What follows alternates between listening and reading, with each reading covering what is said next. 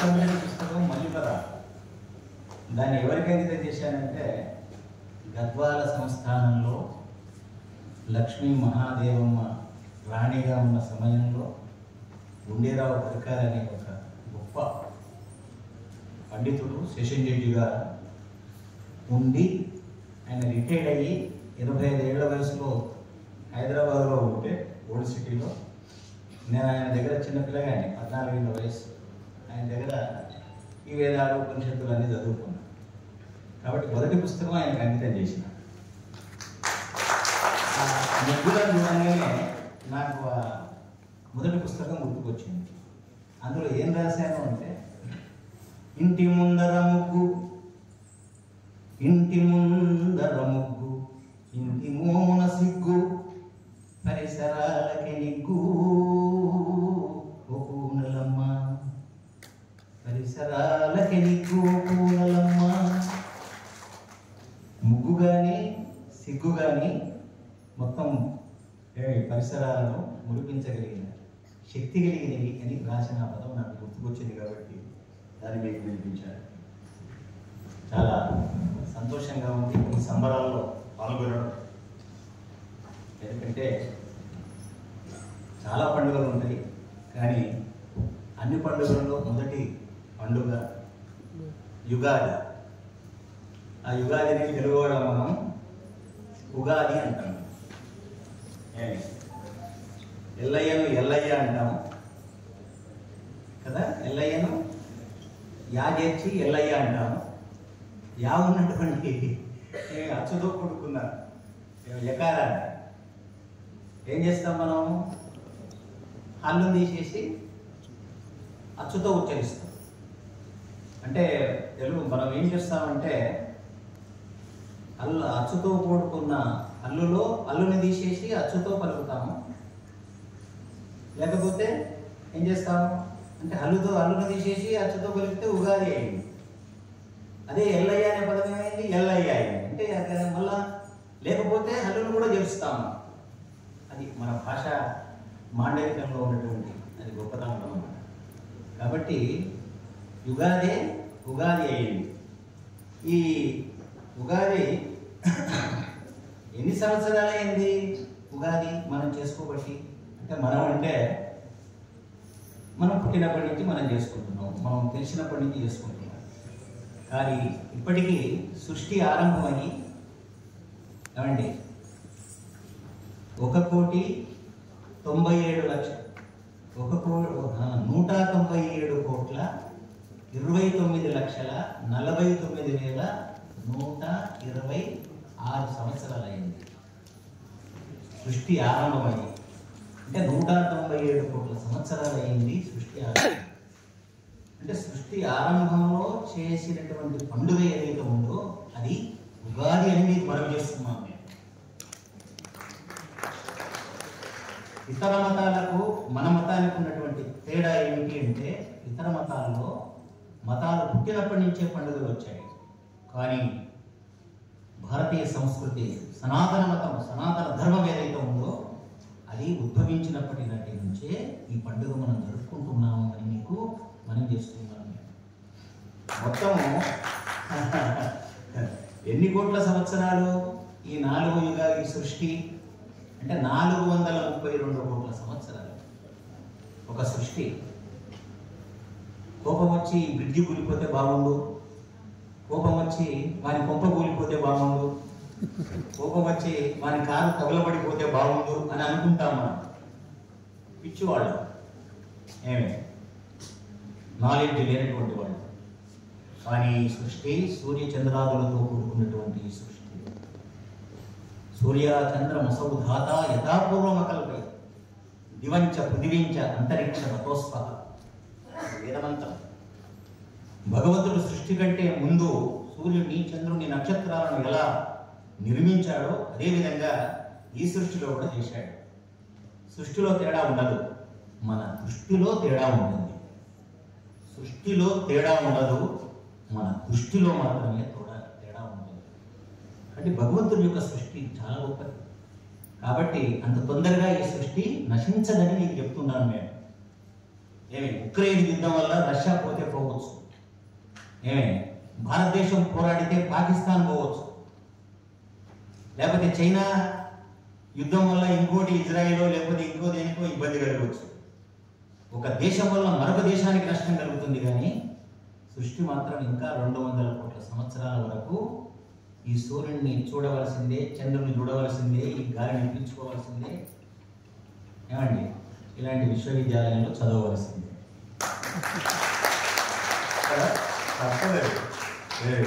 ఇది గతానికి గతికోలోకం అన్నమాట. కాబట్టి ఉగాది చాలా గొప్పది అని మీకు మనవి చేస్తున్నాను. కానీ ఇందులో మనకు ఇవన్నీ చెప్పాలి, కానీ మిగతా విషయాలు చెప్పాలి. కానీ ఈ కాలచక్రం మొదలైనటువంటి రోజు, కాలచక్రం మొదలైన రోజే యుగాది. ఇది బాగా గుర్తుపెట్టుకోండి. ఈ ఉగాది ఒక ఋతువులు సూచిస్తూ ఉంది. మనకు చైత్ర శుక్ల పక్షంలో పాడ్యమి రోజు వచ్చే పండుగ ఇది. సూర్యుడు భూమధ్య రేఖ మీదికి సరిగా వచ్చే రోజు అన్నమాట. అది బాగా గుర్తుపెట్టుకోండి. ఉద్యోగంలో చేసే రోజును మనం గుర్తుపెట్టుకుంటాం కదా. అదేవిధంగా సూర్యుడు భూమధ్య రేఖ మీదకి ప్రతి సంవత్సరం వస్తాడు. ఏ సంవత్సరం భూమధ్య రేఖ మీదకి వస్తాడో ఆ రోజునే మనం ఉగాదిగా భావిస్తూ ఉన్నాం. ఆ ఉగాది రోజట మన దాంట్లో ఉండండి, ఏది కఫము, తర్వాత శ్లేషము, తర్వాత వాతం, ఈ 3 రోగాలు సమస్య, 3 వ్యాధులు అంటే 3 తాపాన్ని కలిగించేవి. ఇవి మన శరీరంలో అవి సమస్థితిలో ఉంటాయి. అది సమస్థితిలో ఉంటాయి ఉగాది. అందుకే మనం ఉగాది పచ్చడిని గురులుతూ ఉంటాం. ఆ ఉగాది పచ్చడి అనేక రుచులతో కూడుకున్నటువంటివి. ఆ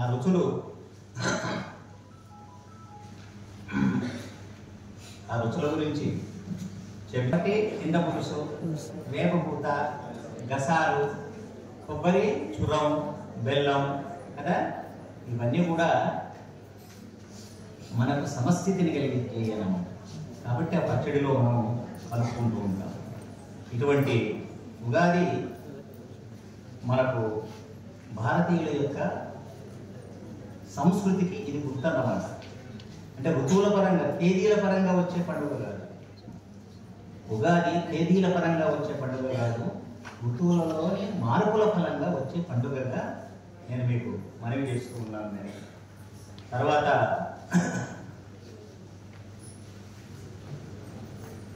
ఈ ఐతిహాసికంగా ఈ పండుగకు చాలా పేరు ప్రఖ్యాతులు ఉన్నాయి. రాముడు పట్టాభిషిక్తుడైనటువంటి రోజు ఉగాది. విక్రమార్కుడు సింహాసనాధిష్ఠుడైనటువంటి రోజు ఉగాది. దయానందుడు ఆర్య సమాజాన్ని స్థాపించిన రోజు ఉగాది. ఏమండి, ఇవన్నీ విషయాలు మనకు చారిత్రపరంగా తెలుస్తూ ఉంటాయి. ఈరోజు మనం కొత్త బట్టలు ధరించడం కానీ, తర్వాత ఊళ్ళల్లో మనం చూస్తే ఏం చేస్తారు, వీళ్ళు రైతులు కొత్తగా బండ్లను అలంకరించి వాళ్ళు ఊరి పొలిమేర దాకా ఆ బండ్ల మీద ఊరేగుతారన్నమాట. అది దేవాలయాల చుట్టూ కూడా తిరుగుతారు. ఇది ఈరోజు జరుగుతున్నది. అంతకంటే ముఖ్యంగా పంచాంగ శ్రవణం అంటే మనకు ఆ సంవత్సరం కలిగే శుభాశుభాల గురించి ఒక ప్రస్తావన కూడా మనకు ఈ ఉగాది నాడు జరుగుతూ ఉంటుంది. మరి ఇలాంటి ఉగాది ఇది యుగమునకే ఆది కాబట్టి ఉగాది అయింది. అన్ని పండుగల కంటే ఉగాది విశేషమైనటువంటి పండుగ. మరి ఈ పండుగ గురించి నేను కవిత మీకు వినిపిస్తాను. ప్రతి ఏడు మాకు సవాలే, ఇది నా కవిత పేరు. తలకు ఆసరాగా ఉండాల్సిన తలగడ తలపులను మింగేస్తుంది. అర్థమవుతుంది కదా. తలకు ఆసరాగా ఉండవలసినటువంటి తలగడ పడుకున్నప్పుడు తలపులనే మింగేస్తుంది. పాదాలకు రక్షణ ఇయ్యాల్సిన చెప్పులు నడకనే ప్రశ్నిస్తున్నాయి. తెరలు దోమలకు స్వాగతం పలికితే నిదురెట్ల బరువు పడుతుంది. తెరలు దోమలకు స్వాగతం పలికితే నిదురెట్లా పడుతుంది? గంటే ఎగురుపడితే అన్నం గిన్నె గతి ఏమిటి? నీది పాలమూరు భాష, పాలమూరు భాష కదా. నేను మాట్లాడేది మీకు అర్థమైతే మీరు నేను అందరం పాలమూరు వాళ్ళం అవుతాం. అవునా? గంటే ఎగిరిపడితే అన్నం గిన్నె గతి ఏమిటి? అచ్చు యంత్రం తిరగబడితే అక్షరాలు ఎవరికి చెప్పుకోవాలి? బిచ్చగాడే వెక్కిరిస్తే చిల్లర నాణాల పరిస్థితి ఏమిటి కదా? ఈరోజు వాడు కూడా తీసుకుంటున్నాడా? తీసుకోవడం లేదు. ప్రజలు నాయకుల్ని చీకొడితే ప్రజాస్వామ్యం ఉన్నట్ల ఎవరి డ్యూటీ వాడు చేస్తే ఈ దేశం ఇట్లా ఉండేదా? ముందు పుట్టినవాడు ఆదర్శంగా ఉంటే వెనుకొచ్చినవాడు వెధవా ఎందుకు అవుతాడు?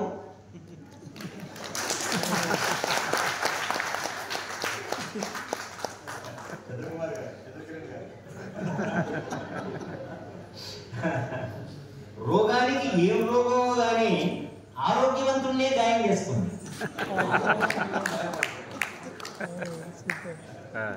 రాగానికి ఎంత ప్రేమనో విరాగుల్నే మోహిస్తుంది. హింస హంసల్ని తరుముతుంటే కోపం ముందు శాంతం మోకరిల్లదా? అతి తెలివి అమాయకత్వాన్ని ప్రశ్నిస్తుంటే అజ్ఞానం జ్ఞానాన్ని ఎకసఖ్యమాడదా? పట్నం పల్లెను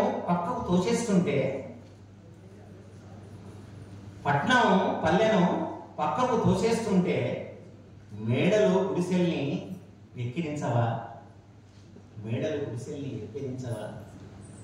పాములు గంధపు చెట్లను అల్లుకుంటున్నాయి. ఎందుకు? గంధపు చెట్లలోనే ఉంటాయట పాములు కదా. పాములు గంధపు చెట్లను అల్లుకుంటున్నాయి, ముళ్ళు గులాబీలను కౌగిలించుకుంటున్నాయి. ఏమిటి ఈ వైపరీత్యం? ఇవన్నీ చెప్పినవన్నీ కూడా విపరీతమైనటువంటివి అన్నమాట. తలగడ మనకు హాయిగా నిద్రపోవడానికి ఉపయోగపడాలి, కానీ మన తలపొడిని మింగేస్తుంది. పాదరక్షలు మనకు పాదాలకు రక్షగా ఉండాలి, కానీ కింద పడేటట్టు చేస్తుంది. ఇది వైపరీత్యం అన్నమాట. ప్రజాస్వామ్యం కూడా అంతే. ఎప్పటిదాకా ఈ అఘాయిత్యం? మబ్బుల నుంచి సూర్యుడిని వీక్షించలేమా? మాయ నుంచి మనిషిని రక్షించలేమో? ఒక పెద్ద మన దగ్గరికి వెళ్ళండి, ఏమంటాడు ఆయన? మాయ అంటాడు. మాయంది మాయ అంటే ఏం లేదు. నేను చెప్పాను ఈ టీవీలలో, యూట్యూబ్లలో నాకు 100 ఉన్నాయి. యూట్యూబ్లో 100 ప్రసంగాలు ఉన్నాయి. మాయను ఛేదించడానికే మసన చెన్నప్ప వచ్చాడని చెప్పాను. మాయ అంటే ఏం లేదు, ప్రపంచమే మాయ. బాగా గుర్తుపెట్టుకో, ప్రపంచమే మాయ. ఇది మాయా ప్రపంచం అంటారు. దీన్ని మాయా ప్రపంచం అంటారు. మనం మాయా ప్రపంచంలో ఉన్నాం. ఉన్నదే ఇది లేనిది కాదు.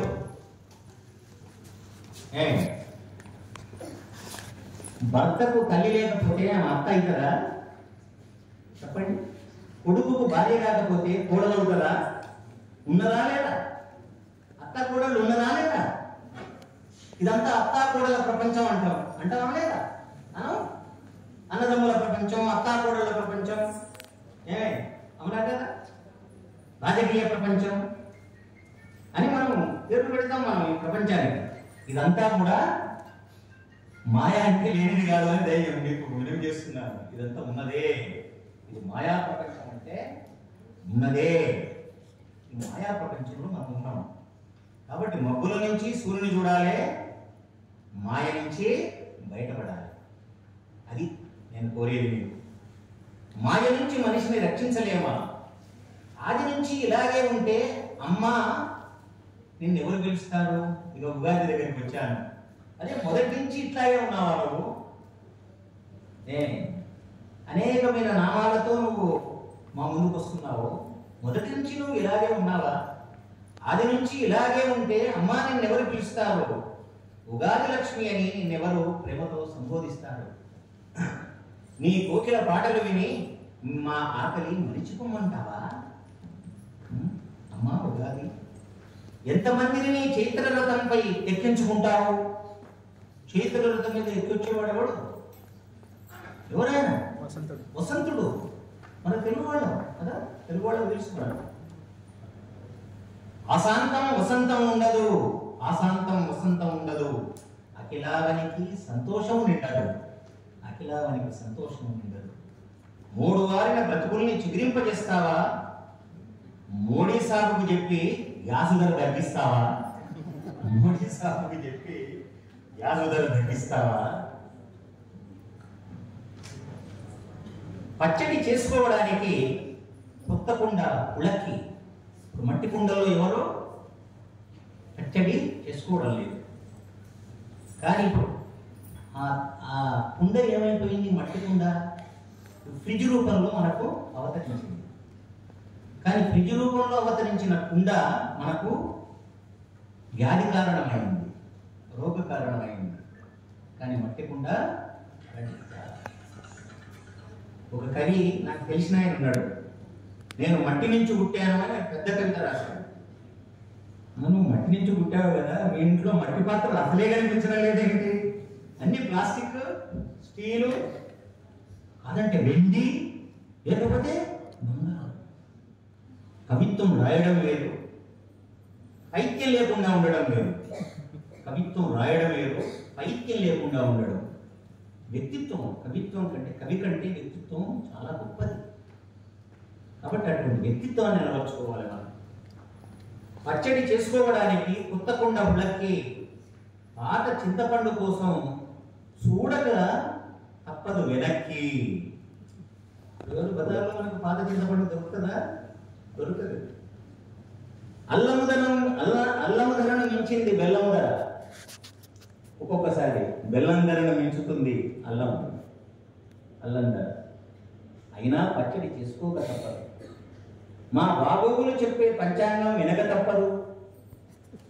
అమ్మా ఓ ఉగాది లక్ష్మి, తప్పదు. నీ చైత్ర వ్రతాన్ని ఎంతమంది అధిరోహిస్తారు? నీ కోకిల పాటలు ఎంతమంది వింటారు?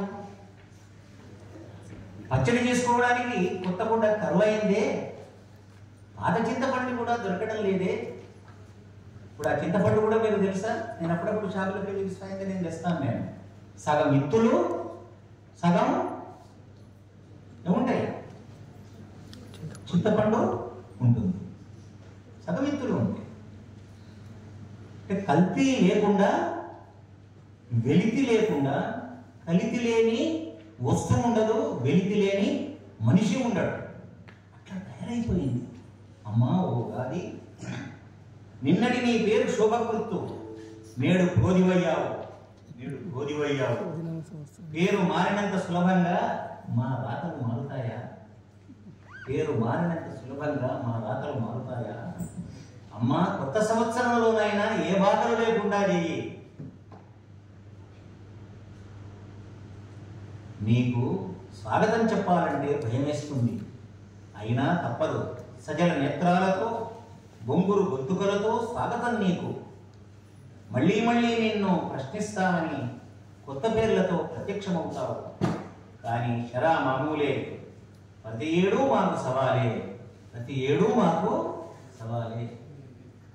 అందుకే దాశరథి గారు ఓ మాట అన్నాడు, ఎందుకంటే కాలవాహినిలో ఉగాదులు కలిసిపోయేను కోట్ల కొలదిగా. ఆయన అంటాడు, కాలవాహినిలో ఉగాదులు కలిసిపోయేను కోట్ల కొలదిగా, ఏ ఉగాదికి పీట వేసి ఉండిపోమ్మని చెప్పగలను అంటాడు. ఎన్ని ఉగాదులు కదా, ఎన్నో ఉగాదులను దాటుకుంటూ వచ్చాము మనం. ఉగాదులను దాటుకుంటూ రండి, కానీ అగాధంలో పడకండి, అగాధంలో పడకండి. ఉగాది అంటే నిత్య చైతన్యం అన్నమాట, నిత్య సంవత్సరం. ఉత్సవం అనే మాట అర్థం ఏమిటి? ఉత్ అంటే అభివృద్ధి పదంలో, సవం అంటే నడవడం అన్నమాట. ఉత్సవం అంటే అభివృద్ధి పదంలో నడవడము అని దాని అర్థం. శవం అంటే యజ్ఞం అని అర్థం. శవం, శవనం, యజ్ఞం, ఇది వైదిక పరిభాష. కాబట్టి ఒక యజ్ఞ దృష్టితో మనం ముందుకు వెళ్ళవలసినటువంటి అవసరం ఉన్నది. ఈ సృష్టి చక్రం ఎప్పుడు పరిభ్రమణ చెందుతూనే ఉంటుంది. 60 ఏళ్ళు తిరుగుతూనే ఉంటాయి. సృష్టి అనేది చక్రమునకును నాభినేములు దేవుడేయడు, అన్ని భూతములు అన్ని ప్రాణులు అందులో గల ఆకులేయడు. ఈ సృష్టి చక్రం ఎప్పుడు తిరుగుతూనే ఉంటుంది. ఆ చక్రంలో ఆకులు ఉంటాయి చూడండి, మధ్యలో ఉన్న ఆకులు అవి ఏమవుతాయి? ఇరిగిపోతుంటాయి. ఇరిగిపోతే మనం ఏం చేస్తాం? మళ్ళీ కొత్త ఆకులు పెడుతూ ఉంటాం. అట్లాగా ఈ సృష్టి చక్రం జరుగుతూనే ఉంటుంది. ఒక సంవత్సరం పోయి ఇంకో సంవత్సరం వస్తుంది. కానీ మాకు మాత్రం అమ్మ ఈ బాధలు తప్పడం లేదు, ఈ బోధలు తప్పడం లేదు. మాకు ఏమైనా నీ వల్ల ఏమి మేలు జరగాలి. ఒక్కొక్కసారి నువ్వు శుభకృత్వం అవుతావు, ఓసారి శుభకృత్వం అవుతావు, ఇంకోసారి క్రోధి అవుతావు. అవునా కదా? ఎన్నెన్నో కొత్త కొత్త పేర్లతో నువ్వు వస్తున్నావు. పథకాలు కూడా అంతే కదా, కొత్త కొత్త పథకాలు, కొత్త కొత్త గ్యారంటీలు. ఇప్పుడు గ్యారంటీ ఏమండి? ఇప్పుడు పథకాల పేర్లు, పథకాలను ఏం చేశారు? గ్యారంటీలుగా చేశారు. కొత్త గ్యారంటీలతో మీ పేర్లు మారినట్టే పథకాల పేర్లు కూడా మారాయి. మా బతుకులు మాత్రం మారడం లేదు. కానీ మారే ఒక స్థితికి మమ్మల్ని ఎదిగేటట్టు ఓ ఉగాది చెయ్యి అని నేను ఈ కవితలో చెప్పడం జరిగింది. ఇట్లా అమ్మా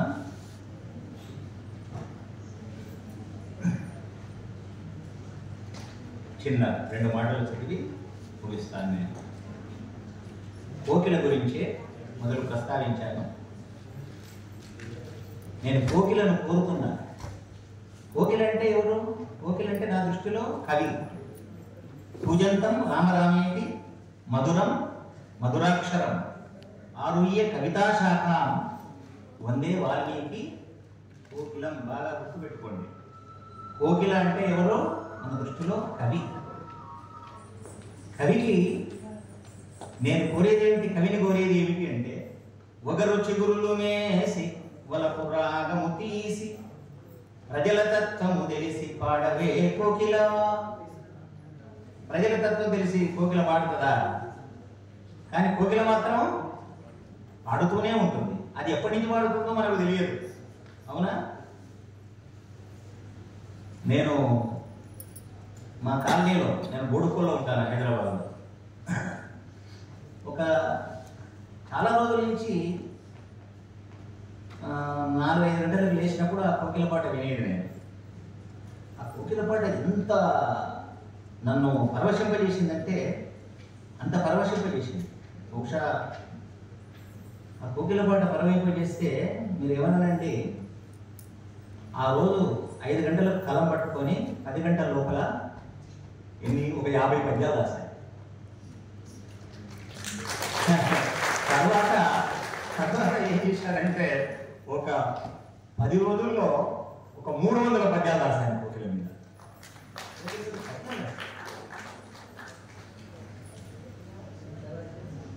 అంటే కోకిల పాటలో మార్పు లేదు అని మీకు మనవి చేస్తుంది.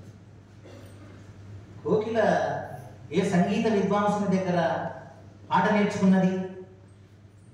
చెప్పండి. ప్రకృతి యొక్క గొప్పతనం ఏమిటి అంటే ఇగో కోకిల అందుకు నిదర్శనం. సూర్యుడు అనే దీపం ఏ కంపెనీలో తయారైంది చెప్పగలరా? ఆకాశంలో ఉన్న నక్షత్రాలను ఎవరు తయారు చేశారు? గడ్డిపూతను తయారు చేయడం కూడా మానవునికి శక్యం కాదు. అంటే దాని అర్థం ఏమిటంటే ప్రకృతి మనకంటే గొప్పది అన్నమాట. కాబట్టి కోకిల పాట కూడా అలాంటిదే. అందుకే నేను కోకిల గురించి 1-2 పాటలు నేను వినిపిస్తాను.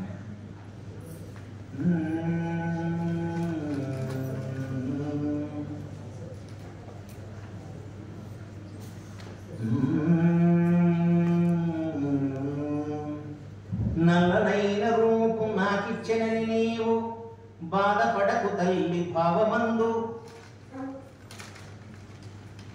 దేవుడిచ్చే నీకు దివ్యమము గానము ధరణి నీరు జన్మ ధన్యమయ్యే. ఇంత మంచి గొంతిచ్చాడు కోకిలకు. నల్లగా ఉంటుంది, కాకంత నల్లగా ఉంటుంది, కానీ దాని పాట చాలా తీయనిది. అది గుండె నిండా ప్రేమ గొప్పగా నింపితివమ్మ నీవు పాడునట్టి వేళ నిన్ను గోరువారు కన్నుల కదిపించదాలరమ్మ నీవే జానవమ్మ. నీకు కాకికేడ నిజముగా పోలిక కాకికేది అయిన కమ్మదనమే నీకు మావి చిగురు నిక్కంపు బోనమ్ము అందకున్న పసుపు నుందువమ్మ. కాకి నీకు పోలిక ఏమిటి? నల్లదనం. కానీ నల్లదనం ఇద్దరికి పోలిక, కానీ కమ్మదనం మాత్రం ఇద్దరికి ఏమిటి? వ్యతిరేకత. ఒకదానికి ఒకటి పడదు. నల్లదనంలో రెండు సమానమే, కానీ కమ్మదనంలో మాత్రం ఒకదానికంటే ఒకటి భిన్నమైంది. ఎందుకు? కాకి ఏమైనా తింటది, ఏ చిగుళ్ళైనా, కానీ కోకిల మాత్రం మావి చిగుళ్ళను మాత్రమే తింటుంది. అని బడికి పంపి సంతు భారీగా ఫీజిచ్చి పాట నేర్వమన్న పనికి రాని మాటలెన్నో నేర్చి మరిచెను సంస్కృతి పాటలేని కోటి మాటలేలా. పాట లేకపోతే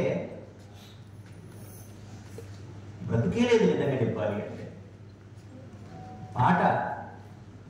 మాట తెచ్చిందా పాట తెచ్చిందా తెలంగాణను అంటే ఏం చెప్తారు మీరు? ఏం చెప్తారు?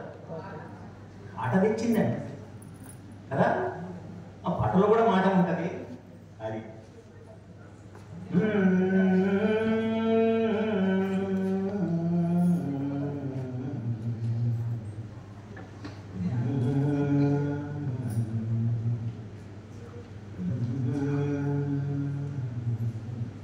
పాడువారి చుట్టూ. పాడువారు అంటే పాడువారు అనే వేరే అర్థం తీసుకోవాలి. పాడువారి చుట్టూ 10 మంది గుమిగూడి పాట విందురమ్మ పరవశించి అమ్మ నీదు వదన మగుపించదాయను కనులబడిన దిష్టి గలుగునేమి. కోకిలను ఎవరైనా చూశారా? అనిపిస్తుంది. పూత మాత్రమే చూపిస్తుంది. అది ప్రకృతిలో మనకు కలిగే గొప్ప అనుభవం అన్నమాట. అది తర్వాత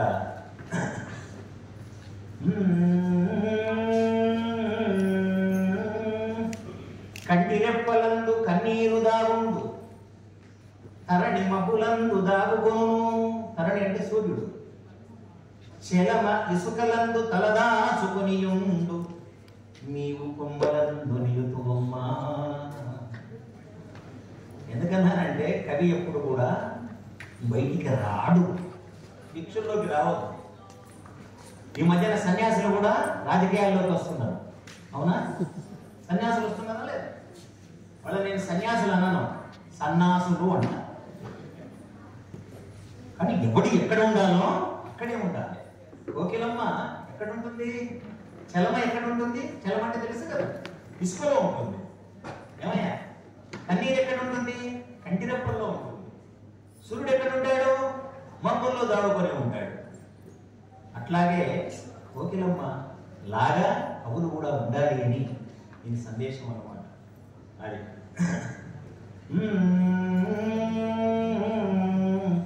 మనిషి మారిపోయే మారిన లోకం మనసు చూడాలి మారిపోయే మారలేదు నీవు మారదు నీ గొంతు తీరిపోదు పాట తీయదనము.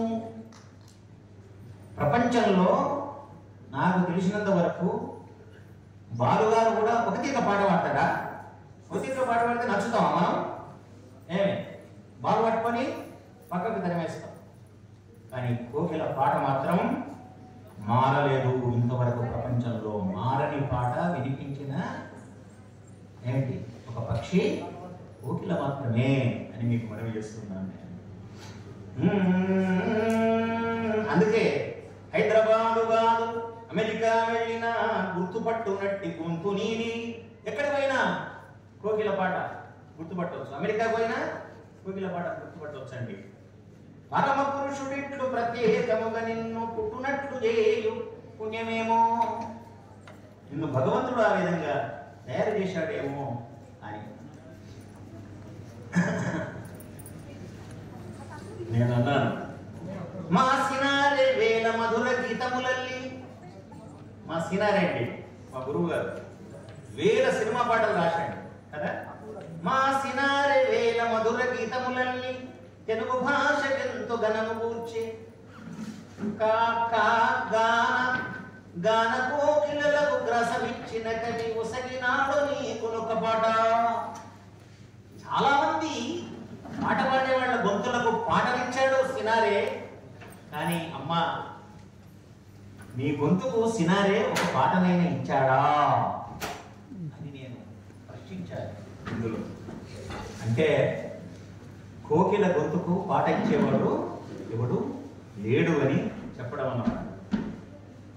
గుక్క దిప్పుకోవు కూత గుయాలన్న తీయదనము పరుగు తీయుచుండు అలసిపోని గొప్ప అనురాగ దేవత నీవే కోకిలమ్మ ఈ జగనా నీవే అని పెట్టడం అన్నమాట. ఇట్లా ఎందుకంటే ఉగాది అంటే వసంతం, వసంతం అంటే కోకిల. కాబట్టి కోకిల మీద నేను ఈ పద్యాలు వినిపించడం జరిగింది. కోకిలమ్మ పెళ్లి అనే ఒక పుస్తకాన్ని రాసిన కవి ఎవరు? కోకిలమ్మ పెళ్లి కోరికతో చేసిన విశ్వనాథనెప్పుడు వినుచి సేతు. అందమైన ప్రకృతిని ఆదరించని నాడు కళలు లేవు వట్టి కళలు తప్ప. కళల్ని ఆరాధించకపోతే కళలు ఉండవు. కళలు ఉంటాయి, వట్టి కళలు కాకూడదు. కళలని అది ఇక్కడ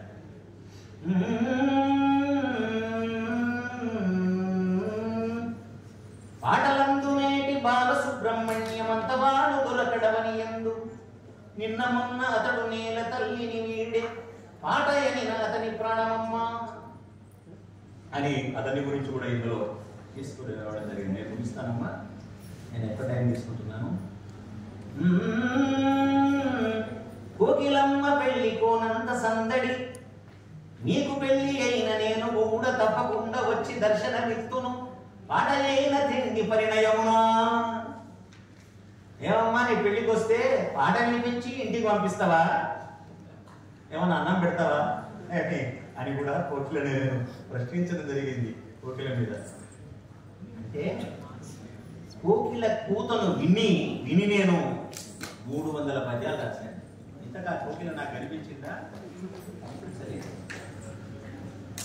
కోకిల వినిపించిన పాటకే పరవశించి ఇది రాశాను అని మీ ముందు నేను అతిశయంగా చెప్తున్నాను. అంటే మిమ్మల్ని కూడా ఈ ప్రకృతిలో ఉన్న ఏమండి ఏ వస్తువైనా మిమ్మల్ని పరవశింపజేసి మీ చేత కవిత్వం రాయాలని. పాలమూరు సామాన్యమైంది కాదు, చాలా గొప్పది. మహాకవులు జన్మించినారు. అటువంటి మహాకవులు రచయితల యొక్క చిత్రపటాలను కూడా మన తెలుగు శాఖలో పెడుతున్నందుకు నాకు చాలా ఆనందంగా ఉంది. మా అమ్మాయి, నా దగ్గర చదువుకున్న అమ్మాయి శాఖాధ్యక్షురాలు కావడం. ఇప్పుడు ఉస్మానియాలో సూర్య అనే అమ్మాయి ఉంది, ఆమె కూడా నా దగ్గర ఓనమాలు పెట్టించుకున్నారు. ఎంఏ ఎంఫిల్ పీహెచ్డీ చేసేది. 2 సార్లు ఆమె శాఖాధ్యక్షురాలు అయింది. ఉన్నారు చాలామంది. నాకు అనిపిస్తుంది ఎవడు గురువు అంటే ఎవడు తనకంటే శిష్యుడిని గొప్పవాళ్ళు చేస్తారో వాళ్ళు గురువులని నాకు.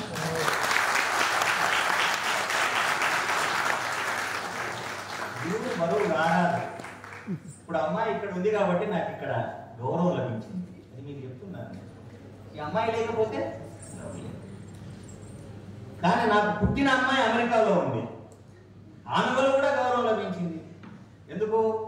అమెరికాలో జరుగుతున్నటువంటి కాన్ఫరెన్సెస్ ఉంటాయి చూడండి, తానాలు గీనాలు అన్నీ. స్నానమాడడానికి పోతాం కదా మనం, తెలుగులో ఏమంటాం? తానా అంటే ఎవరు అడిగిండ్రు, తానాకు పోతున్నాను అంటే స్నానవాడికి పోతున్నావా? స్నానాన్ని ఏమంటాం మనం అసలు తెలుగులో? తానం అంటాం. స్నానాన్ని తానం అంటాం. అమెరికాకు తానం అంటే ఉంటుంది అక్కడికి పోతే, నిజంగా చెప్పాలి అంటే. ఆ సభలో ఆమె నాకు ప్రవేశం కలిగించింది అనుకోండి. నాకు అందుకే పిల్లలు తల్లిదండ్రులకు భారం కారాలి. పిల్లలు తల్లిదండ్రుల మెడలోని హారాలు కావాలి. హారాలు కావాలి. తెలుగు భాష ఏదో నేను నా భార్య ఇద్దరం హాలీవుడ్లో తిరుగుతున్నప్పుడు ఎవరు వాడు కలిశారు. అక్కడ కూడా కలుస్తారు మనవాడు. తెలుగువాడు లేని దేశం లేదు. ఏమన్నా కవిత్వం ఇక్కడ కూడా రాస్తున్నారా అన్నాడు. అవునండి, హాలీవుడ్డే అందమైనది, ఐస్ క్రీమే తీయనైనది, అమ్మ మనసు గొప్పనైనది, తెలుగు భాష కమ్మనైనది.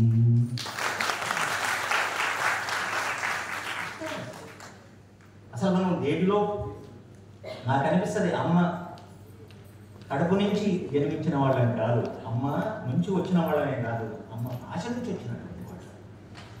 మాతృభాష చాలా గొప్పది.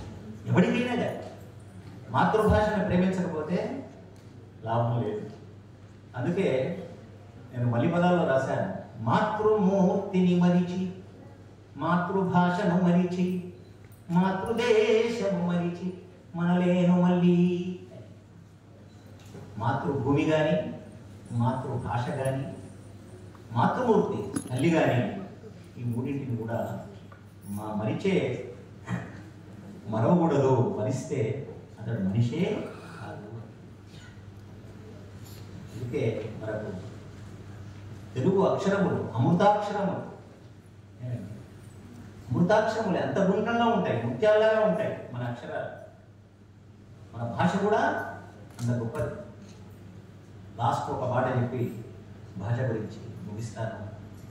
ఎందుకయ్యా ప్రపంచంలో ఏ భాషనైనా తెలుగువాడు మాట్లాడగలుగుతాడు అంటే, వీడి భాషలో ఉన్న ధ్వనులు 56, ఇంగ్లీష్ భాషలో ఉన్న ధ్వనులు 26 మాత్రమే. అంటే 30 ధ్వనులు తెలుగు భాషలో ఎక్కువగా ఉన్నాయి. అందుకే అరవవాళ్ళని చూస్తే అరవం అని వాళ్ళు అరుస్తారు, కానీ నిజంగా అరవదగిన వాళ్ళు తెలుగు వాళ్ళే. ఎందుకు? 56 ధ్వనులను ఉచ్చరించగలిగినటువంటి ధ్వని శాస్త్రవేత్తలు, శబ్దశాస్త్రవేత్తలు అన్నమాట. కాబట్టి తెలుగు భాష మనం ఏదైనా రాయండి దయచేసి. ఎందుకంటే తెలుగు శాఖ మీకు వచ్చింది. తెలుగు విద్యార్థులకు పరోక్షంగా ఈ ఉగాది నాడు, ప్రత్యక్షంగా తెలుగు విద్యార్థులకు నేను కోరేది ఏంటంటే, తెలుగులో ఏదైనా ఒక పాట రాయండి, పద్యం రాయండి, ఒక పదం రాయండి, ఒక వచన కవిత రాయండి, ఒక కథ రాయండి, ఒక వ్యాసం రాయండి, ఒక జీవి చరిత్ర రాయండి. లేకపోతే చివరికి ఏమీ చేయకపోతే మీ ఆత్మకథనైనా రాసుకోండి. ఎందుకంటే ఆత్మకథ రాయడానికి డైరీ చాలా ముఖ్యం. డైలీ అదన్నా చేయండి, ఏదన్నా ఒక పని చేయండి. రాయకపోతే ఏదో నారాయణ రెడ్డి గారు ఒక మాట అంటారు, ఆ రోజు కవిత రాయకపోతే ఏసీ ఏమైపోయేది, నాకు ఉపరించేది అనేవాడు ఆయన. కాబట్టి తెలుగు మనం బ్రతికించాలి. మాది కదా, మా అమ్మ కదా, మిమ్మల్ని కోరేది ఏమిటంటే, తెలుగులో బ్రతకండి, తెలుగులో జీవించండి, తెలుగును బ్రతికించండి, తెలుగును జీవింపజేయండి. ఆ అవకాశం మనందరికీ ఉంది. ఒక పాలమూరు జిల్లా, ఇప్పుడు పాలమూరు జిల్లాలు మారుతూ ఉన్నాయి, జిల్లాలు మారుతున్నాయి, కిల్లాలు మారుతున్నాయి, గల్లాలు మారుతున్నాయి, అవునా కాదా? కానీ పల్లెలు మాత్రం మారడం లేదు. సరే, ఏదైతే ఏమిటి, పాత పాలమూరు జిల్లా వాసిగా మీకు అందరికి మనవి చేస్తున్నాను నేను, తెలుగు భాషను బ్రతికించండి, తెలుగులోనే మాట్లాడండి. ఒక ఆయన అన్నాడు, తెలియకపోయినా తెలిసినట్టు మాట్లాడేది ఇంగ్లీషు, తెలియకపోయినా తెలిసినట్టు మాట్లాడేది ఇంగ్లీషు, తెలిసినా తెలియనట్టు మాట్లాడేది తెలుగు అన్నాడు. కాబట్టి మనం ఎందుకు తొణగకుండా తెలుగులో భాషించండి, ఏమి తెలుగు తల్లిని భూషించండి కదా, తెలుగులో జీవించండి అని మీకు మనవి చేస్తూ నాకు ఈ మంచి అవకాశం నాకు ఇచ్చింది. ఒక్క సీటు కూడా ఖాళీ లేకుండా అందరూ కూర్చొని ఉన్నారు. మీకు అందరికీ నేను ఉగాది పచ్చడి ఇవ్వలేను కానీ ఉగాది సందేశాన్ని మాత్రం మీకు ఇస్తున్నాను. నేను తెలుగుతనాన్ని అందరూ చాలా చక్కగా, ఇంత మంచిగా అమ్మాయిలు తల్లులందరూ కూడా వచ్చినారు, చక్కగా వచ్చినారు. వారందరికీ కూడా నా ఆశీస్సులు అందజేస్తూ పురోభివృద్ధి కలగాలని, ఇంకా తెలుగు భాషకు, తెలుగు సాహిత్యానికి ఎంతో సేవ చేయాలని నేను కోరుతూ, మీలో మంచి పరిశోధకులు రావాలి, మంచి కవయిత్రులు రావాలి, కవులు రావాలి, మంచి గాయకులు రావాలి. గౌరవ కన్నా ఎక్కడి వాడు అదే కదా, అందశ్రీ అక్కడి వాడైనా గురుటి వెంకన్న ఇక్కడి వాడు. కాబట్టి అలాగా పాటకు ప్రాణం పోసే వారు కావాలి. అయితే పాటకు ప్రాణం పోసినా, పద్యానికి ప్రాణం పోసినా తెలుగు భాషనే బతికించిన వాళ్ళం అవుతామని మనవి చేస్తూ ఈ సదవకాశాన్ని ఇచ్చినటువంటి తర్వాత అధ్యక్షుల వారు చంద్రకిరణ్ గారికి, తర్వాత రాథోడ్ ఈ బీసీ గారు చాలా మిత్రుడు కనుక వారికి, మీ అందరికీ శ్రోతలకు మిమ్మల్ని ఏమి విసిగించలేదు కదా, లేదు సార్, లేదు వినాలని ఉంది సార్, నాతో మాట్లాడుతూనే ఉంటాడు.